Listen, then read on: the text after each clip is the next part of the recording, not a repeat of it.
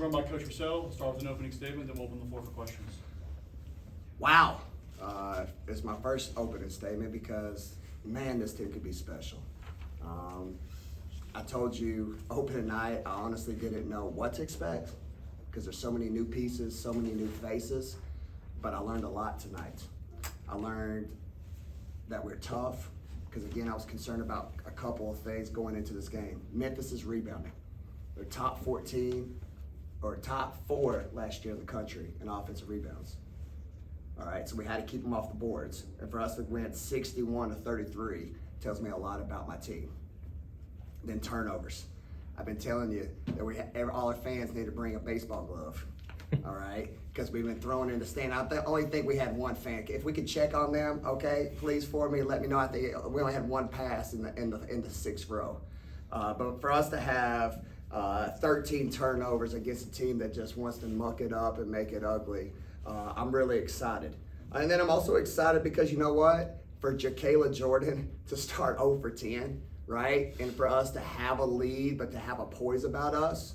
But for us to come out in the second half, shout out to our students who I thought were electric right there by our bench, and put up 2 30-point quarters.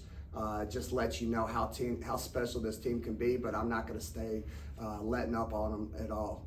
We've got another level we can get. I think you all saw me call that timeout there on the free throw line where we missed the box out. That's unacceptable. All right, for us to compete for championships, we can't play the scoreboard. We got to play every possession, and that's my focus right now. Robbie, you're in the front. You mentioned Jerk, and I think it was Chandler that talked about just the poise that she had despite struggling tonight. What did you see from her, whether it be on the bench or on the floor, when she's going through that? Yeah. To do whatever else she needed to do to help the team. Yeah, I'm just glad our fan base, to your question, saw what I see every single day in practice. She's a glue. I mean, that second quarter, she got a rebound on 2 people, brought it up the floor. Our kids were exhausted. It felt like Disney on ice. All right, she crossed between the legs, spin, dribble, and I thought it was a huge foul, but she just had a relentless mindset. It was like, y'all, I know we're struggling, but we got to keep punching. I thought that was a big play, and it's just a testimony of her character. I mean, that was a kid tonight in her first game back, like we've talked about, could have had a double-double if she quit fouling, and she knows that. We're helping her with that, but I think a lot of that's her getting her speed and athleticism back, so she can just continue to move instead of reaching. So are we excited about Chandler, y'all? You excited about Chandler? What about you? You excited? Yes. Okay, all right, good. You're in the front with Ben. You really wanted to hit that century mark at the end. Yeah. Was that, just sort of a big deal for, just showing what you can do in front of those fans on opening night, or? Yes and no. Obviously, I have a lot of respect for the head coach at Memphis. She's doing a great job. All right, if you look at her recruiting and who she's coming after, she's going to continue to get that program back. She's obviously inherited that. The score and the time, right?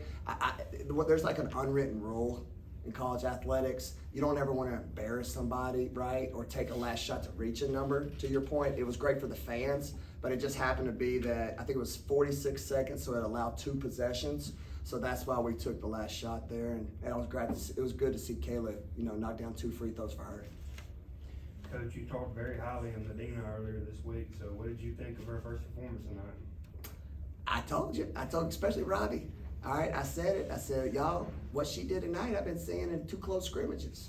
I just didn't want to jinx her, right? I wanted her to come out. I didn't want to put pressure on her. What a great story. And again, she had 3 fouls in the third quarter. I think I didn't play her there for 6 minutes. So for her in 22 minutes to have 14 points and 17 rebounds, I think I can speak for all Mississippi State fans.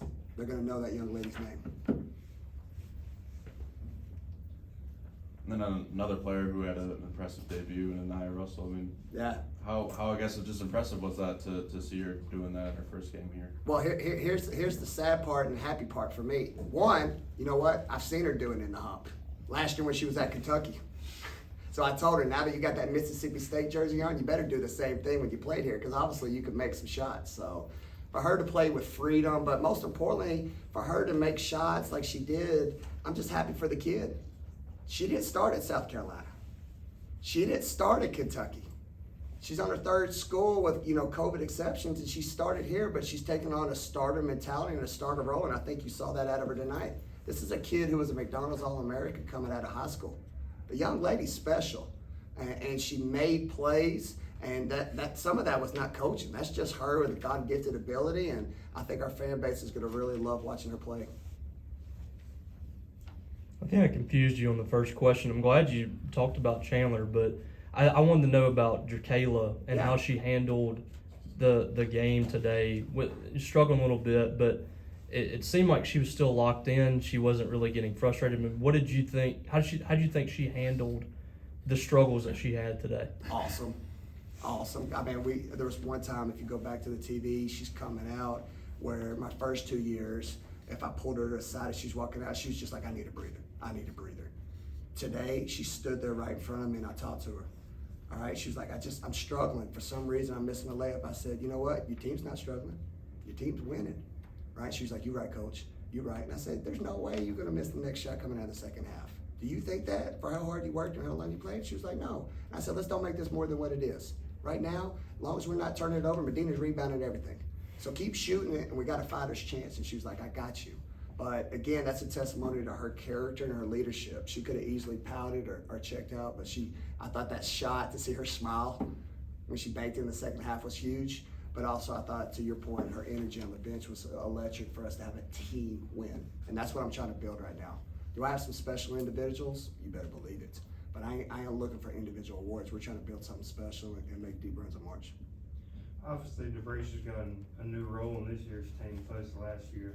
She had 16 points on that. What did you think of her performance on defense, though? Love it. Besides one drive that we didn't play scout report defense, and just like Jerk, I looked at her, I said, Poe, scout report defense. And you know what? She needed to put her head down. She was like, you're right. And then she made a great adjustment. I thought she gave Poe's, this is the other thing I love about Poe on the defensive end. Sometimes she don't come up with the rebounds. She boxes out so hard that my guards come in and clean it up. And again, that's just, again, to her character and a testimony to her. She's just blue collar, hard worker. She had a segment there too. She's like, Coach, pull me out, put this kid in. Like, who says that? Who says that, right? Like, every kid wants to play all their exhausted. They're like, hey, right now, I don't think I'm playing right good. Just give me a breather and put this one. I was like, bet. So, I love that kid.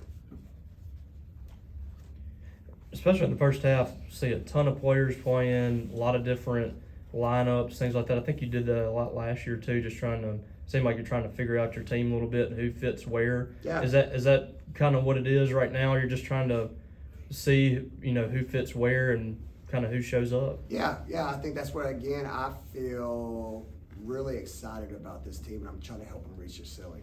I can go big, right? You saw Nia at the 4, which we didn't see last year, right? Which was awesome. I can go really small and come after it. We got a heck of a November coming up. And so, like I've mentioned about, I need to do this for me, right? I need to have situational basketball. So when these opponents, like we're gonna play here, coming up here at home, and the most important, that stretch when we go to Orlando, all the way to Georgia Tech, we're gonna be tested like no other. So, like I said, I'm just trying to do it for me. What do I got? Who plays well together? Every game's a good one. We gotta fail fast and we gotta learn quick. So that was a lot of that tonight. What did you see from Destiny and Denham tonight at the guard position? I saw Destiny make plays like she, there's a reason she was the #1 junior college player in the country. When she gets that left hand going, there's not many left-handed players, right? I thought one of the plays of the game, I think it was third quarter, we were struggling, we didn't score back and forth. She picks the ball up, she has this beautiful wingspan, makes a heck of a deflection, steals it, and then she went and laid it up. Did you like that play, kid? That was nice? Yeah, me too. All right, making sure she don't fall asleep, she got to score tomorrow. All right, and then the other part, what was the question? Who was the other part, Destiny and who? Denham, yeah, like come on. The fact that I can play both of them together, speed, and I got size, and I love it because I can play one, and then they get tired, put the other one in as a point guard, and then I'm like, you know what, let's put both of you in together. And they both can score, they can make plays. So again, how do you want to play us? How do you want to play us? It makes us a lot better team. Sam here in the front. You win by almost 50 points, but it was pretty close still at halftime. Yeah. It wasn't 50-point margin at that point. Yeah. Were there any big adjustments that were made going in the second half, or not really? No, I told them, if you go back and look at the South Carolina game that was on national television when they played them, I think it was 12-point game at halftime. I think South Carolina, Memphis. I told them they're going to play. I said, guys, you're not just going to run this team out. You got to play for 4 quarters. But I said, let me coach this team. I know some of you might make a run, but let me sub you out. If I sub you out, then guess what? We're going to wear them out. And I think that's what you saw in the second half, just a team that was fresh, that kept being able to make punches and then make those 6-0 runs that obviously gave you separation.